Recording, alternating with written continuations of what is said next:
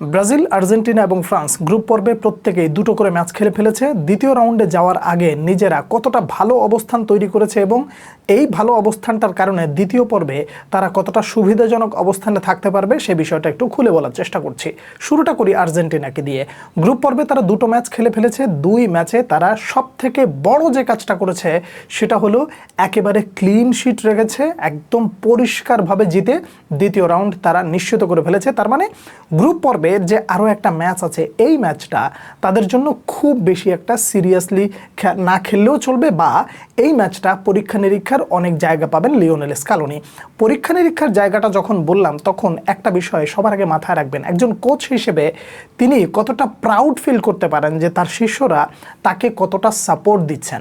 Lionel স্কালোনির শিষ্যরা তাকে যেভাবে সাপোর্ট দিয়েছেন সেটা সত্যিকার অর্থে তিনি গর্ব করবেন এবং অদূর ভবিষ্যতে তিনি এটাও বলবেন যে এই দলটাকে নিয়ে সত্যিকার অর্থে গর্ব করা ছাড়া কোনো উপায় নেই। দ্বিতীয় রাউন্ডে যাওয়ার আগে লিওনেল স্কালোনি যে 3 নম্বর যে ম্যাচটা খেলবেন গ্রুপ পর্বে, সেই ম্যাচটায় পরীক্ষা নিরীক্ষা করতে পারবেন কাদেরকে, যারা একজন একজনের ব্যাকআপে রয়েছেন। তার মানে লিওনেল মেসিকে চাইলে 90 মিনিট না খেলিয়ে কিছু সময় খেলিয়ে তাকে বিশ্রামে রাখা যেতে পারে, হুলিয়ান আলভারেজকে শুরুর একাদশে রাখা যেতে পারে, লাউতারো মার্টিনেজকে বিশ্রামে রাখা যেতে পারে, মিডফিল্ডে রোটেশন আনতে পারেন, এই জন্য যাতে করে যে বিকল্প যারা রয়েছেন তারা কতটা যোগ্য বা তারা কতটা প্রস্তুত রয়েছে সেটা পরীক্ষা নিরীক্ষা করার একটা দুর্দান্ত সুযোগ পাচ্ছে আর্জেন্টিনা। তার মানে গ্রুপ পর্বের শেষ ম্যাচটা মোটামুটি তারা পরীক্ষা নিরীক্ষা করার পর দ্বিতীয় রাউন্ডে যাচ্ছে কিভাবে, আত্মবিশ্বাসের সাথে। আমার স্টার্টিং 11 রেডি, একই সাথে ব্যাকআপ যারা রয়েছে তাদেরকেও মোটামুটি ঝালাই করে নেওয়া হলো। পরের রাউন্ডে যেই আসুক না কেন আমরা তাদেরকে প্রতিহত করার জন্য প্রস্তুত। আর্জেন্টিনা একটা শক্তপোক্ত অবস্থানে চলে গেল এই পরপর দুটো ম্যাচ জয়লাভ করার কারণে। এবার আসেন একটু ব্রাজিলের পার্সপেক্টিভ থেকে, যেটা পরিষ্কার খোলামেলা আলাপ শুনলে হয়তোবা কিছুটা খারাপ লাগতে পারে, কিন্তু বাস্তবতা মেনে নিতে হবে। ব্রাজিল যখন হেরে যায় তখন আপনি অনেক ভেঙে পড়েন, তার কারণ এই দলটাকে আপনি অনেক বেশি ভালোবাসেন, এটা সত্য। কিন্তু কিছু বাস্তবতা তো অস্বীকার করলে কখনোই চলে না। কার্লো আনচেলত্তির কথাই বলুন, তাকে আপনি মাস্টার মাইন্ড বলেন, তাকে আপনি মাস্টার টেকনিশিয়ান বলেন, তাকে আপনি ওয়েল প্ল্যানার বলেন, যেটাই বলেন না কেন, দিন শেষে একটা জিনিস আপনাকে মেনে নিতে হবে, লোকটা একটু দুর্ভাগা আছে। কোন দিক দিয়ে? এখন পর্যন্ত ব্রাজিলে এসে খুব বেশি দিন হয়নি সেই দলটার দায়িত্ব নিয়েছে। যখনই তিনি মোটামুটি একটু রেডি হন যে আমি এই একাদশটাকে নিয়ে কিছুদিন মোটামুটি সামনের দিকে এগোবো, তখনই স্কোয়াডের উপরে একটা আঘাত চলে আসে এবং সেই আঘাতের কারণে কেউ না কেউ মোটামুটি আউট হয়ে যায়। সব থেকে বড় এক্সাম্পলটা হলো তিনি একটা রিপিট 11 নিয়ে আর একটা দলের বিপক্ষে মাঠে নামার আগে কেউ না কেউ তার স্কোয়াড থেকে মোটামুটি বেরিয়ে গেছে। আপনি একদম সূচনা লগ্নের কথাই চিন্তা করেন, বিশ্বকাপের আগে তিনি পরিকল্পনা করলেন রদ্রিগো, স্তেভাও, এইডার মিলিতাও, তারা একেবারে একজন করে ইনজুরির কারণে ছিটকে চলে গেল। এরপরে আসেন যখন শুরু হলো খেলা, প্রথম ম্যাচ উনি খেলালেন একটা একাদশ নিয়ে, পরের ম্যাচে যখন একাদশটা মোটামুটি রেডি করতে যাবেন সেখানেও একটা পরিবর্তন আসলো। সেই পরিবর্তনটাও মেনে নেওয়া যায়, কিন্তু সেখানেও যখন রাফিনহার মতন একজন স্টার্টার ইনজুরিতে পড়ে যান তখন সেই দুঃখটা আসলে তিনি কোথায় রাখবেন, কাউকে বলতে পারবেন? সেই সুযোগটাও নাই যে ওখানে একজনকে রিপ্লেস করে নিয়ে আসবো, সেই সুযোগটাও তো এই মুহূর্তে আর নাই। তাই বললাম যে তিনি একজন দুর্ভাগা মানুষ। প্রথম ম্যাচ আপনার মরক্কোর বিপক্ষে তারা যখন ড্র করলো তখনই তাদের জন্য বিষয়টা একটু কঠিন হয়ে গেল। তার মানে 3 নম্বর ম্যাচটা এখন পর্যন্ত যেহেতু খেলা হয়নি ব্রাজিলের, যখন খেলা হবে তখন অনেক কিছু ইকুয়েশন মিলাইতে হবে। কিভাবে? যে আমাদের জিততে হবে, একই সাথে মানে গোল ব্যবধানটাও বেশি রাখতে হবে, যেহেতু গ্রুপ চ্যাম্পিয়ন হওয়ার একটা প্রশ্ন ওই জায়গায় চলে আসে। গ্রুপ চ্যাম্পিয়ন না হতে পারলে পরের রাউন্ডে যাওয়ার সাথে সাথে মোটামুটি একটা শক্তপোক্ত প্রতিপক্ষ আসবে।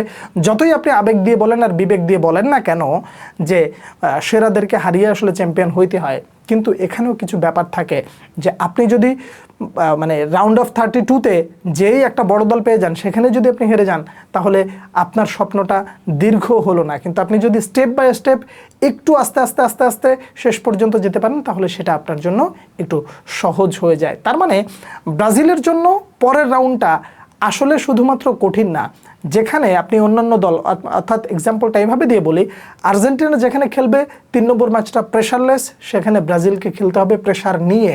জিতলেই হবে না, গোল ব্যবধানটাও মোটামুটি ঠিক রাখতে হবে যদি গ্রুপ চ্যাম্পিয়ন হইতে হয়।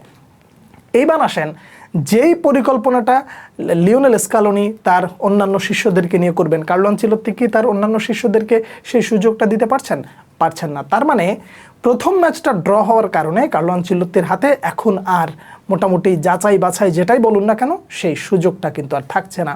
দ্বিতীয় রাউন্ডে ব্রাজিল যেতে পারবে কিনা সেই প্রশ্ন তো আছেই, কিন্তু একই সাথে যেতে হলে নিজেদের 3 নম্বর ম্যাচটা দুর্দান্ত কিছু করতে হবে। সেই সাথে স্কোয়াড মানে নাড়াচাড়া করে কার্লো আনচেলত্তি যে কিছু একটা করে দেখাবেন বা কিছু একটা করবেন, সেই সুযোগটা না থাকায় প্রত্যেকটা জায়গা অর্থাৎ স্কটল্যান্ডের বিপক্ষে প্রত্যেকেই যারাই সুযোগ পাবেন না কেন তাদেরকে নিজেদের সেরাটা দিয়েই আসলে খেলতে হবে। এবার আসেন ফ্রান্সের দিকে একটু যাই।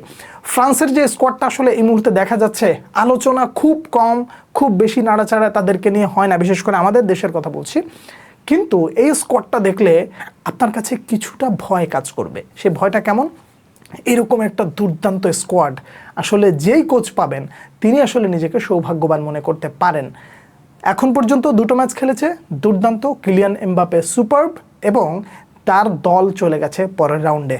3 নম্বর ম্যাচটা তাদের জন্য অনেকটা হালকা হয়ে যাচ্ছে, এবং একই সাথে তাদের যে ব্যাকআপ যে বেঞ্চের অন্যান্য প্লেয়াররা রয়েছে তাদেরকেও মোটামুটি দিদিয়ার দেশাম যাচাই বাছাই করার একটা ভালো সুযোগ পেয়ে যাচ্ছেন। এই 3টা দলের মধ্যে আপনি দেখেন 2টো দল মোটামুটি ভালো অবস্থানে, ও মানে রাউন্ড অফ 32-তে যাওয়ার আগে নিজেদেরকে একটু বিশ্রামও পাচ্ছে, ব্যাকআপ যারা রয়েছে তাদেরকেও মোটামুটি বাছাই করে নেওয়া বা ঝালাই করে নেওয়ার একটা সুযোগ কিন্তু পাচ্ছেন কোচেরা। কিন্তু সেই জায়গায় ব্রাজিল অনেকটাই বোধহয় পিছিয়ে থাকলো।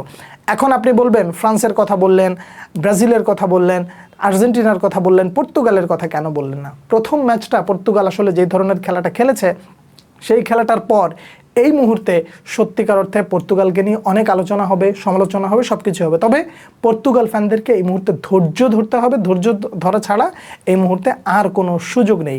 নিঃসন্দেহে পর্তুগালের স্কোয়াডটাও একেবারে খারাপ নয়। বিশ্বকাপ জেতার জন্য তারা আসলে যেভাবে প্রস্তুতি নিয়ে এসেছে, এই দলটা যদি ক্লিক করে তাহলে ভালো কিছু করার সম্ভাবনা রয়েছে। যেহেতু পর্তুগালের ম্যাচ এখনও বাকি রয়েছে, সেহেতু পর্তুগালকে নিয়ে আরও পরে আলোচনা করা যাবে। এই 3 দল নিয়ে আপনার বর্তমান এই আলোচনার পরে যদি কোনো মতামত থাকে নিশ্চয়ই জানাবেন পরবর্তী ভিডিওতে। আবার দেখা হচ্ছে, সে পর্যন্ত অনেক অনেক ভালো থাকবেন। আল্লাহ হাফেজ।